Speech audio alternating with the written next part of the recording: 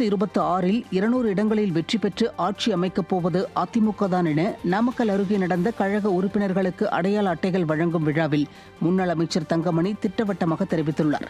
குமாரபாளையம் பகுதியில் நடைபெற்ற இந்த விழாவில் முன்னாள் அமைச்சரும் தொகுதி சட்டமன்ற உறுப்பினருமான தங்கமணி 18 வார்டுகளைச் சேர்ந்தவர்களுக்கு உறுப்பினர் அட்டைகளை வழங்கினார்.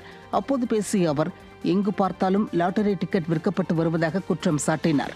மேலும் லாட்டரி டிக்கெட், சந்துக்கடை, கஞ்சா என அனைத்தும் நடத்துவதே திமுகவினர்தான் என்றும், திமுக ஆட்சியில் சட்டம் ஒழுங்கு கெட்டு மக்கள் துன்பப்படுவதாகவும் கூறிய அவர், தொடர்ந்து வருகின்ற 2026 சட்டமன்ற தேர்தலில் அதிமுக பொதுச் செயலாளர் எடப்பாடி கே. பழனிசாமிக்கு வாக்களிக்க பொதுமக்கள் தயாராக இருக்கிறார்கள் என்றும், சட்டமன்ற தேர்தலில் நல்ல கூட்டணி அமைத்து 200 தொகுதிகளில் அதிமுக கூட்டணி வெல்லும் என்றும் கூறினார்.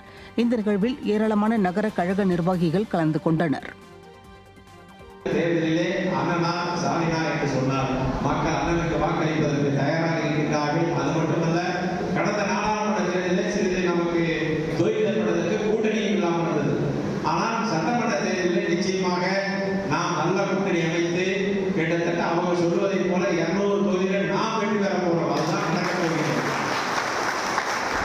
ஏனென்று சொன்னால், இப்ப 2 நாட்களாக நீங்கள் பார்த்துக் கொண்டு இருப்பீர்கள், மத்திய அரசோடு அவர்கள் எந்த அளவுக்கு உறவாடி கொண்டு இருக்கின்றார்கள் என்று. அதற்காக அவரோடு கூட்டணி இருப்பவர்கள் எல்லாம் என்ன கருத்துக்களை சொல்லிக் கொண்டு இருக்கின்றார்கள் என்பதையெல்லாம் நீங்கள் பார்த்துக் கொண்டுதான் இருக்கிறீர்கள்.